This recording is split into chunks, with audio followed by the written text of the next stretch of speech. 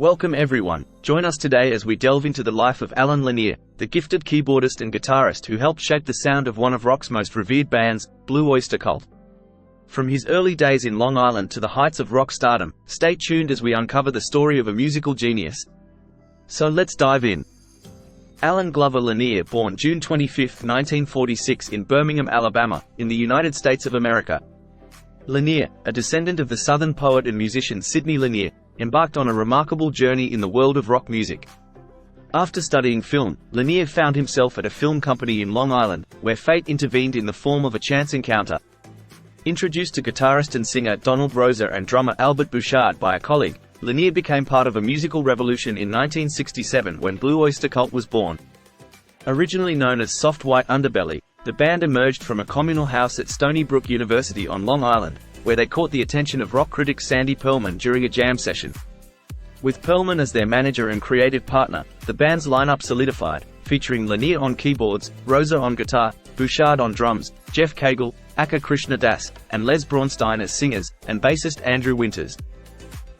Pearlman and his friend Richard Meltzer, both contributors to the pioneering US rock magazine Crawdaddy, envisioned an East Coast equivalent to the dark imagery of Alice Cooper and the Doors, a concept that resonated with Lanier and attracted the interest of Elektra's Jack Holtzman.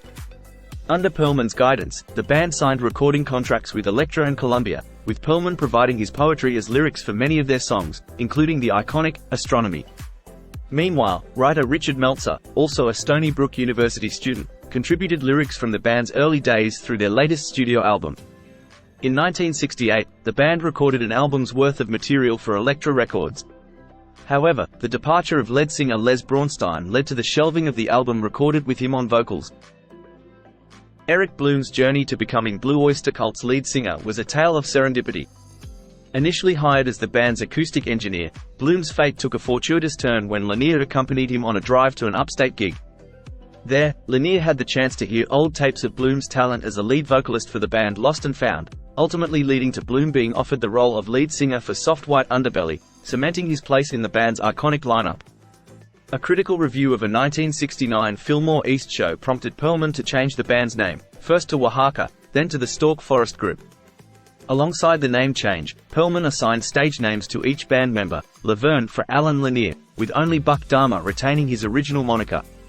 Despite these transformations, the band's creative output remained prolific, recording yet another album's worth of material for Elektra, although only a single was released, What is Quicksand, a single co-written by Lanier and Meltzer, and shelved the album they cut in Los Angeles in 1970. This period saw Eric Bloom emerge as the band's main lead singer, with Donald Roser also taking the lead on select tracks, a dynamic that persisted throughout the band's career. New York City producer David Lucas discovered the band and recorded 4 demos at his warehouse recording studio. Impressed, Pearlman arranged an audition with Columbia Records, leading to a deal under Clive Davis's guidance. Lucas produced their debut album on an 8-track at his studio. Blue Oyster Cult's self-titled debut album, released in January 1972, showcased their distinctive hook and cross logo and introduced their hard rock sound. Led by Bloom, the album featured hits like Cities on Flame with Rock and Roll, and Then Came the Last Days of May, blending psychedelic roots with a heavier sound.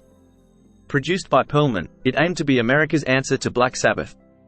With all members except Lanier contributing vocals, the album sold well and marked the beginning of their successful career, leading to tours with artists like the Byrds, Mahavishnu Orchestra, and Alice Cooper. Their second album, Tyranny and Mutation, released in 1973, showcased a harder rocking approach with complex songs like The Red and the Black, and Hot Rails to Hell. Written while on tour for their debut album, it also marked the beginning of their successful collaborations with Patti Smith, whom Lanier was in a relationship with at the time. Outselling their debut, it set a trend for their subsequent albums. Blue Oyster Cult's third album, Secret Treaties, in 1974, received positive reviews for songs like Career of Evil and Astronomy, marking a period of constant touring and headlining shows for the band. With its black and white cover, it contributed to what fans and critics dubbed the black and white years of their career. Released in 1975, On Your Feet or On Your Knees, Blue Oyster Cult's first live album achieved gold status, granting the band more time to focus on their next release. With the success of the live album, the band members invested in home recording equipment to produce demos for their upcoming project. Lanier, often reserved and sparing with interviews, didn't hold back when discussing what he perceived as the band's shortcomings.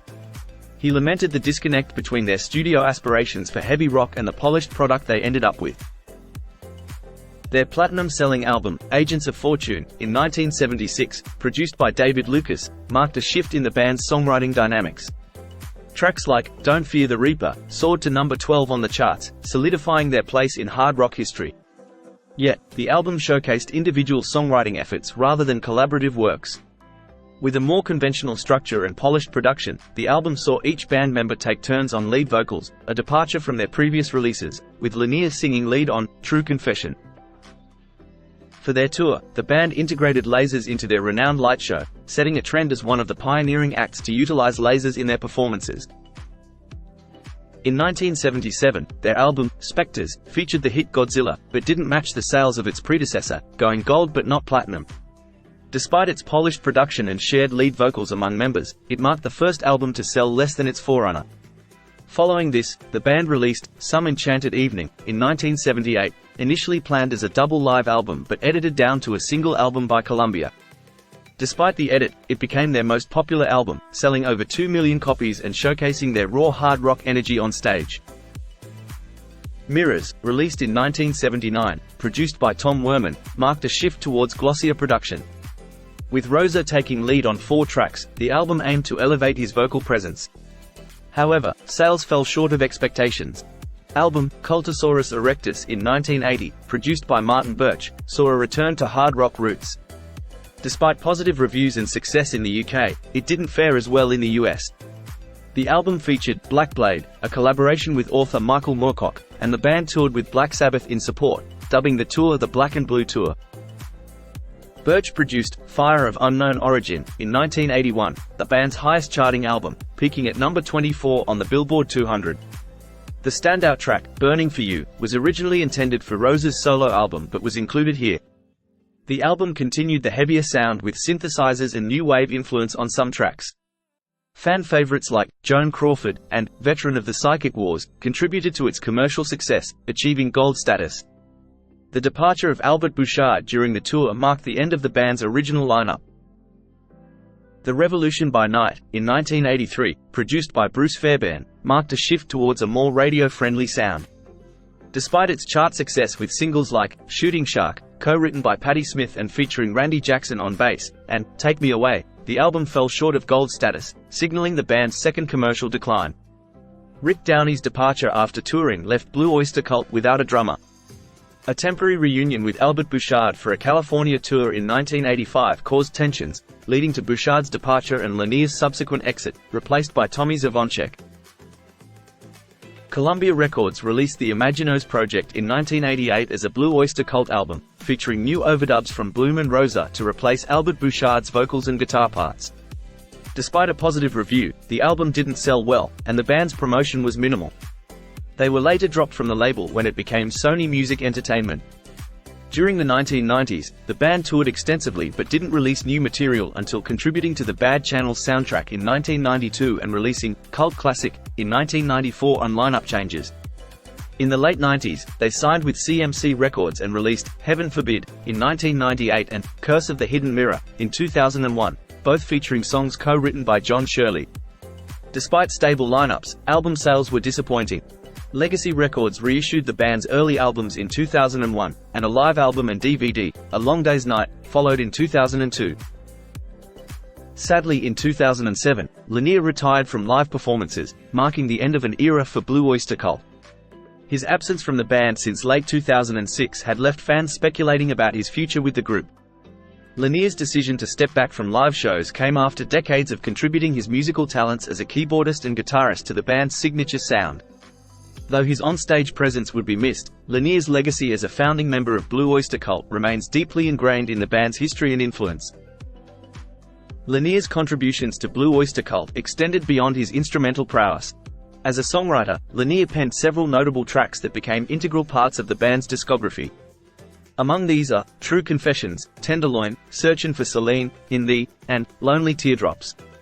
These songs stand as a testament to Lanier's creative vision and enduring impact on Blue Oyster Cult's musical legacy. Lanier's musical influence extended far beyond his role in Blue Oyster Cult. Beyond his contributions to the band's iconic sound, Lanier left his mark on the wider music scene through collaborations with various artists across different genres. His versatility as a musician and songwriter allowed him to make significant contributions to the work of artists such as Patti Smith, John Cale, Jim Carroll, The Dictators, and The Clash, among others. Personally, in the bustling music scene of the early 1970s, Lanier's love life intertwined with his musical journey. He shared a significant relationship with Patti Smith in Manhattan during this era, but their conflicting schedules led to a separation around 1978. Lanier's emotional experiences during this time found expression in his music, notably in songs like Searching for Celine and In Thee, reflecting on the complexities of love and loss. Despite the challenges, Lanier eventually found solace in marriage to Dory Lanier, embracing a new chapter of stability and love. Tragically, on August 14, 2013, Alan Lanier passed away, at the age of 67, after being hospitalized due to complications from the lung condition, chronic obstructive pulmonary disease. He is survived by his wife Dory, sister Mary Ann and mother Martha. In 2016 at B.B. King's in New York City, a special tribute concert for Alan Lanier of Blue Oyster Cult took center stage. Among the heartfelt moments was the presentation of Alan's Long Island Music Hall of Fame induction award to his widow, Dory Lanier. The event celebrated Alan's enduring legacy and contributions to music, bringing together fans and friends to honor his memory in the city he called home. And there you have it. As we bid farewell to the story of Alan Lanier, we remember a musician whose talent left an indelible mark on the world of rock music. From his groundbreaking contributions to Blue Oyster Cult to his enduring legacy, Lanier's influence continues to resonate with fans around the globe.